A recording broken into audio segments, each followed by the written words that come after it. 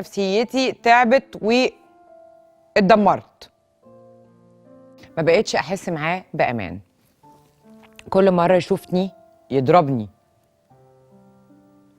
ضرب بيعلم في جسمي تحت مسمى انتي غلطتي ولازم تتعاقبي. ده انت ليلتك مش معديه النهارده. وبيقول لي ازعلي عادي مش مشكله، انتي غلطتي. وبيتحكم فيا بطريقه مش طبيعيه، وهو ناقص بس يتحكم في النفس اللي انا بتنفسه. ناس كتير قالت لي بلاش وابعدي، بس انا كنت بقول هيتغير، بس للاسف ما بيتغيرش.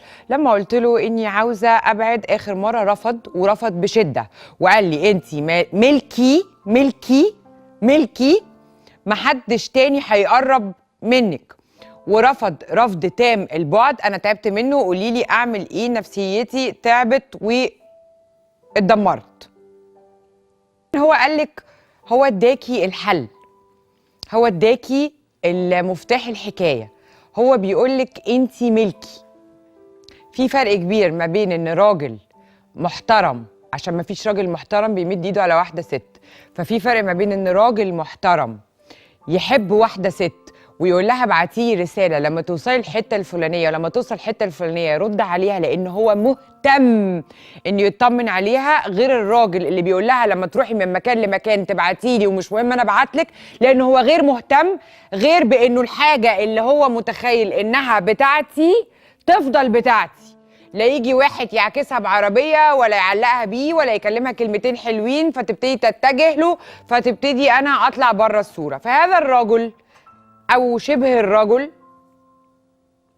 عشان انا ما بشوفش ان في راجل محترم بيعرف يمد ايده على واحده، بيحب يتملكك، عايز يتملكك، عايز يتملكني، يعني ما بيحبنيش. لان اللي عايز يتملك ده بيتملك الكوبايه اللي بيحبها، والسرير اللي بينام عليه، وعربيتي وحاجاتي وحزامي وجزمتي وبنطلوني ورضوى. ايه رضوى يعني جايه من بعد الحزام والبنطلون؟ ورضوى، ما هي رضوى بتاعتي. نوع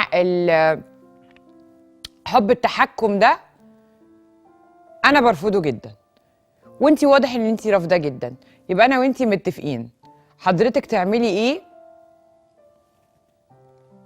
واضح ان هو يا حبيبي عنده مشكله في دماغه، لان هو كل ما بيشوفك بيمسي عليكي بعلقه، بيمسيكي بعلقه يعني، فواضح ان هو عنده مشكله في دماغه. فطالما الاهل عارفين، حضرتك هتروحي تقولي لباباه ومامته ابنكوا ولد قليل الادب بيمد ايده عليا، وانا قلت له ان انا عايزه اسيبك وابعد عنك وهو مش موافق وبيهددني. فروحي قولي لمامته وباباه لو سمحت انكل يا طنط ابن حضراتكم بيمد ايده عليا وانا مش موافقه، والموضوع خلص. مهما جه واعتذر واتاسف وعيط وقال لك هتغير وقال لك مش عارفه ايه وقال لك هبقى ايه وهروح لدكتور وهتعالج وكذا، ما ترجعيلوش في حياتك.